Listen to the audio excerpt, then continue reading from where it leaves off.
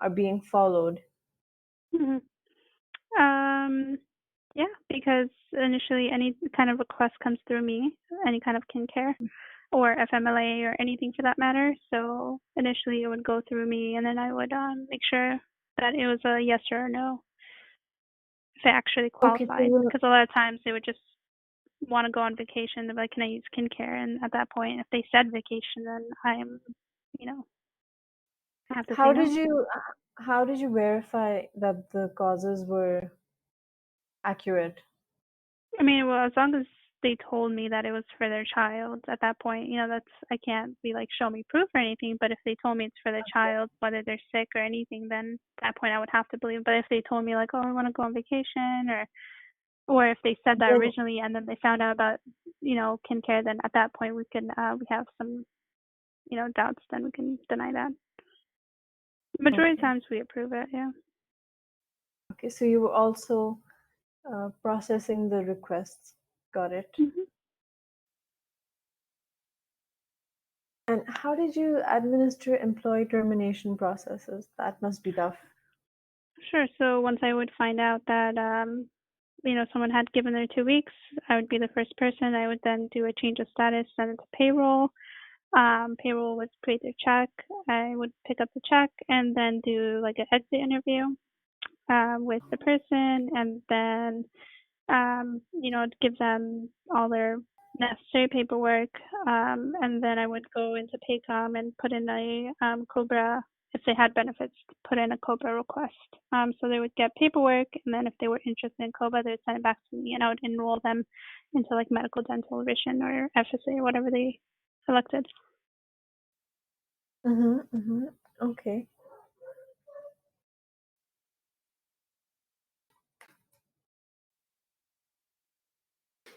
Okay. So, did you face any problems in performance regarding the workforce? And did you take any steps to resolve these issues and provide support to managers? Sure. So we have this one clinic that's like a problem clinic, and I guess most of the people that have been there for a long time. Mm-hmm. And so everyone knew that was going in. It was kind of, they felt like it was like a clique. And so, we did there was a lot of he said, she said thing, or in this case, she said, she said. And then we would have, so what we did is we brought them in, the ones that names were coming up often. We talked to them. And then we, excuse me, and then after that, once we talked to them, we kind of saw that maybe there was an operation need for like, um, you know, for things to change a little different to make the workload a little even. And then we suggested to make those operational changes. Okay, so the main issue here in this specific department was the workload? So it was a lot of like, I felt like people thought that, okay, the check-in is doing less work than the checkout desk, right? So then, I'm oh, like, I'm and then they sorry, were I like, didn't catch that. oh, Could sure. you It was please like, repeat that? sure.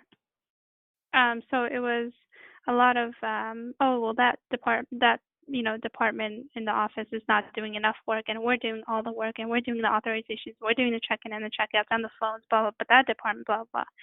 So then what we Okay. did, we saw there was a need for a operational change to make sure that the workload was even. Mm-hmm. Mm-hmm. So we just made some, like, okay, everyone's going to rotate. That way no one feels like they're stuck in one department. Um, and so that, So you the workload is introduced also, so you introduced rotation, yes. operational rotation, and what else did you do to streamline operations in this department? Sure. And then we just having a conversation with them because, again, there was a lot of people that have been there for like 5 or 10 years, and they've formed this clique that every new person that goes in, because the turnover was really high too. And doing these exit interviews, you would talk to them and they thought that it was like a clique, Mm-hmm. where they're kind of like, um, All picking the on the new pieces people. fall into place. Mm-hmm.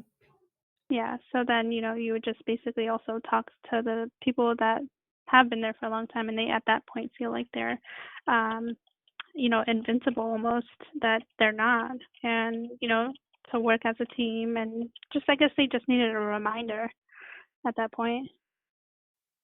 So you also instilled accountability. Yes. Okay. Teamwork, accountability, and you streamline the operations. And did you Mhm. do anything in communications? Did you streamline communications to make them a more cohesive unit? Yes. So, I mean, another, I guess, um, thing of theirs was that they felt, um, that there were too many people that were managers, because there was like a MA, medical assistant lead, and then there was like a assistant manager, and there was a manager, and there was like a senior clinic manager. So they felt like Mhm. they didn't know. So then we decided that if they have any issues, to go straight to their supervisor, and then it's their supervisor's kind of like responsibility to see who they need to escalate the situation to. Makes sense. Okay. That was an excellent point.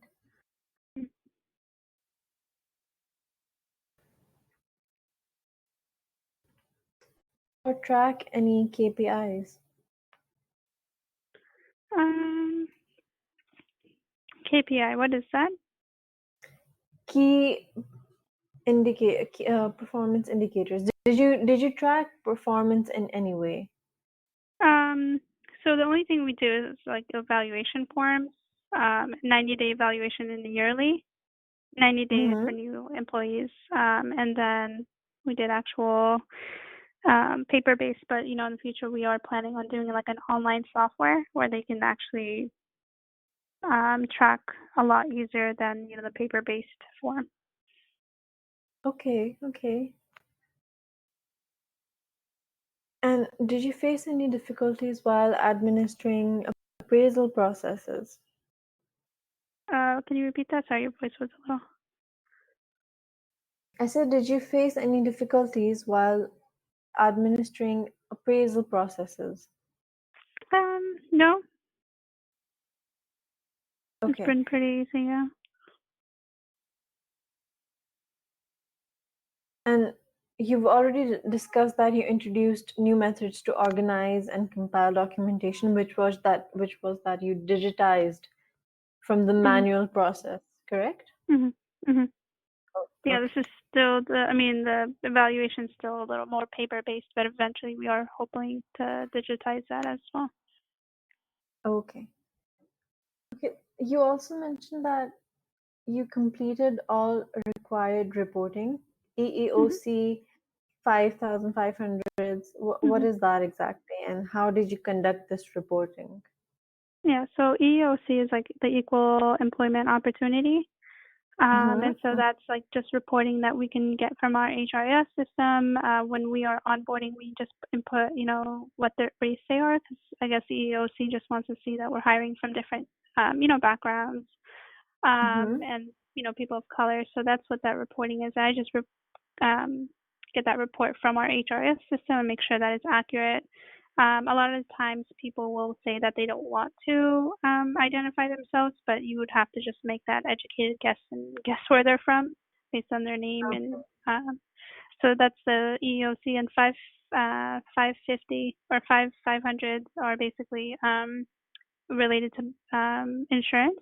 And so that reporting you would mostly get from our brokers, who are, I guess, the middle person between us and the brokers.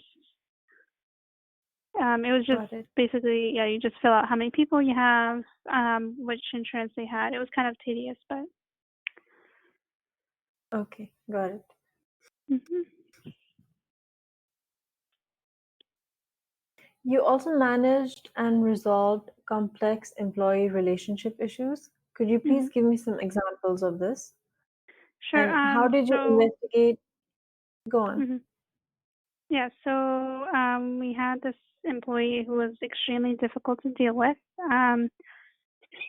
Excuse me. Let me put my phone on charge real quick. It's gonna die. Okay. Okay. So yeah, we had this very difficult employee, and at first, initially, I thought it was just me, because When I was trying to, at that time, once they're eligible for benefits, I then sent them an email, and it was just going back and forth. Like, it was kind of ridiculous almost. Okay. And so I was like, oh, it's just me. But then at that point, the supervisor, like, they're very insubordinate. They are very disrespectful. They put their shoes. So then I had to do, an investigation at that point because there was some back and forth going on.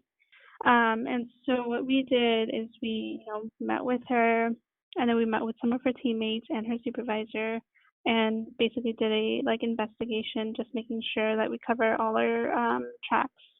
And after that, we decided that it was indeed her, because everyone's story kind of like made sense, and it kind of, I guess, supported the supervisor's claim.